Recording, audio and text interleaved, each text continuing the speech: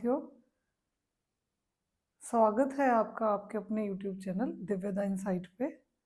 मैं डॉक्टर अनु अरोड़ा आपको childhood and growing up वाला पेपर जो करवा रही हूँ, उसकी आज की कड़ी में अपने जो टॉपिक देखेंगे वो है क्रिएटिविटी, सृजनात्मकता।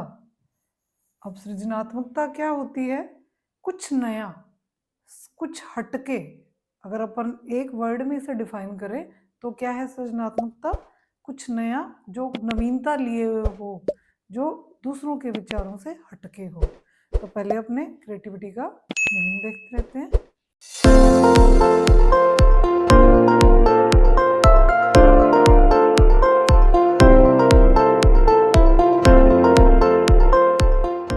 ये है सृजनात्मकता, जिसको इंग्लिश में क्या कहा जाता है? क्रिएटिविटी। क्रिएटिविटी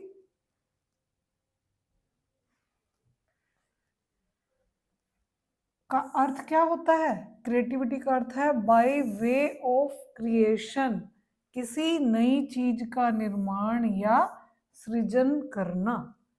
सृजनात्मकता का अर्थ मौलिकता या नव निर्माण की योग्यता। जैसे अभी मैंने आपको क्या बताया, कुछ नया जो सबसे अलग हो, सबसे हटके हो। और जैसे जनरली देखो, कोई बच्चा है या कोई व्यक्ति है, वो कोई इस तरह की बात करता है या वो कोई इस तरह का काम करता है तो अपने क्या कह देते हैं, अरे वो बच्चा तो बड़ा क्रिएटिव है। क्या मतलब हुआ कि उसकी सोच सबसे अलग है, वो कुछ नया करने का सोच रहा है। सृजनात्मकता वह क्षमता है जिसके द्वारा व्यक्ति नए विचार उत्पन्न करता है और वस्तुओं के बीच नए संबंध स्थापित करता है। परंपरागत चिंतन से हटकर नवीन तरीकों से चिंतन करना या कार्य करने की योग्यता ही क्या कहलाती है? सृजनात्मकता कहलाती है। अब अनेक विद्वानों ने सृजनात्मकता को समझाने का प्रयास किया है। तो जो कुछ डेफिनेशंस हैं, वो इम्पोर्टेंट डेफिनेशंस, वो इसमें देख लेते हैं। सबसे पहले जेम्स ड्रेवर महोदय क्या कह रहे हैं? अनिवार्य रूप से किसी वस्तु का सृजन करना, अनिवार्य रूप से किसी नई वस्तु का सृजन करना ही सृजनात्मकता कहलाती है। क्रो एंड क्रो क्या कह रहे हैं? क्रो एंड क्रो के अनुसार सृजनात्मकता मौलिक परिणामों को व्यक्त करने की एक मानसिक प्रक्रिया है। ये क्या कर रही है? कुछ जो चीजें जो अपने को नवीनता लिए हुए दिखेंगी, कुछ नयापन लिए हुए दिखेंगी, वो क्या है? एक मानसिक प्रक्रिया है। क्योंकि हर एक व्यक्ति, हर एक बच्चा जो है अपनी मानसिक क्रिया के थ्रू ही ये सारे कार्य करता है। गिलफोर्ड महोदय क्या कह रहे हैं? सृजनात्मकता एक प्रक्रिया है, एक प्रोसेस है जिससे किसी नई चीज का निर्माण होता है। अब अपने देख लेते हैं इसके एलिमेंट्स, कौन कौन से एलिमेंट्स हैं जो इसमें शामिल किए जाते हैं। अब देखिए, वही जो मैं पहली वीडियोस में भी क्लियर करती हूँ, जो इम्पोर्टेंट चीज आप इस पे इम्पोर्टेंट लगा सकते हैं कि गिलफोर्ड महोदय ने सृजनात्मकता के कौन कौन से 4 तत्व बताए हैं। वो कौन कौन से हैं वो देख लेते हैं, पूछा जाता है ये क्वेश्चन।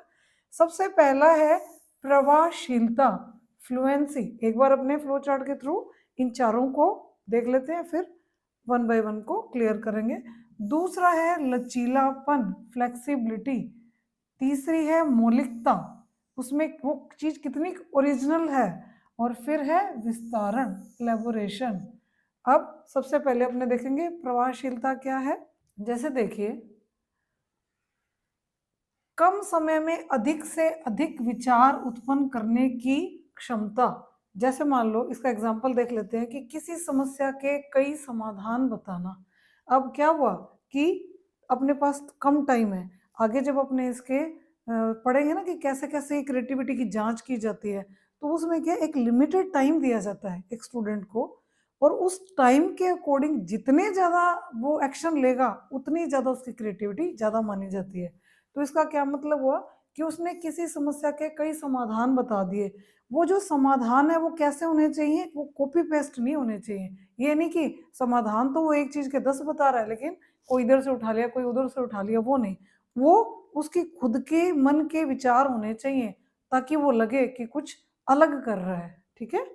दूसरा है लचीलापन, कि उसमें एक फ्लेक्सिबिलिटी होनी चाहिए। वो कैसे? विचारों में नवीनता और परिवर्तन लाने की क्षमता, एक ही समस्या को अलग अलग दृष्टिकोण से देखना, यानी कि वो उसके सामने अपन ने कोई प्रॉब्लम रख दी, उसके लिए वो अलग अलग व्यूज से उस चीज को देखेगा कि अगर ये ऐसा होता तो ये हो सकता था, ऐसा होता तो ये हो सकता था, तो कई उसके सॉल्यूशन वो देगा। लेकिन क्या है, वही शर्त कि वो यूनिक होनी चाहिए, जो भी वो सॉल्यूशन बता रहा है वो हटके होने चाहिए, तभी उसका फायदा है। जैसे मान लीजिए कि कोई अपन पीएचडी वगैरह का काम करते हैं, जब थीसिस लिखते हैं तो रिसर्च चलती है उसमें, तो रिसर्च तो देखो एक ही टॉपिक पे 10 जने उस पर काम करते हैं, लेकिन किसकी जो थीसिस है वो ज़्यादा वैल्यूएबल रहेगी? जो हटके कोई सॉल्यूशन बताएगा और सोसाइटी के उसका जो रिजल्ट है वो काम आएगा। तो वैसे ही सॉल्यूशन तो वो दे, लेकिन वो यूनिक होना चाहिए। तो ये क्या कहलाएगी? लचीलापन। नेक्स्ट है मौलिकता, नए अनोखे और दुर्लभ विचार प्रस्तुत करने की क्षमता, की सबसे अलग सबसे यूनिक चीज वो दे, और ऐसा समाधान वो बताए जैसे कि कोई दूसरे उसको सोच ही ना पाए, वो ऐसा सॉल्यूशन दे। तभी तो हर कोई उसकी बात को मानेगा, अरे इसने तो बहुत अच्छा बताया है, ये तो बहुत काम की चीज है। फिर है विस्तारण, किसी विचार को विस्तार पूर्वक समझाने की क्षमता। जैसे उसके सामने कोई एक छोटा सा टॉपिक दिया, एक पॉइंट दिया, और उसमें उसने पूरा प्रोजेक्ट ही रेडी कर दिया, यानी कि वो एकदम डेप्थ में गया है उस टॉपिक के, तभी वो उसकी सारी चीजें क्लियर कर पा रहा है। तो ये 4 पॉइंट जो कि गिलफोर्ड मोद्दे ने बताए, ये सृजनात्मकता के तत्व हैं, जो अपन देख चुके हैं। कौन कौन सी थी? पहली थी प्रभावशीलता, फ्लुएंसी, फिर लचीलापन, फिर मौलिकता, और फिर है विस्तारण। ठीक है, समझ गए होंगे आप। गिलफोर्ड महोदय ने ये 4 चीजें हैं, इन चारों चीजों के माध्यम से सृजनात्मकता को समझाने का प्रयास किया है। और आगे ये चारों जो तत्व अपने देखे हैं, वो चारों ही अपने आगे लेके चलेंगे हर चीज में। मैं जब नेक्स्ट वीडियो में आपको इसका नेक्स्ट स्टेप समझाऊंगी, तब आप समझ जाएंगे कि ये पॉइंट इस वीडियो में किस लिए समझाए गए हैं, ताकि आपको आगे का ये एक बेस मिल सके। ठीक है, बहुत बहुत धन्यवाद।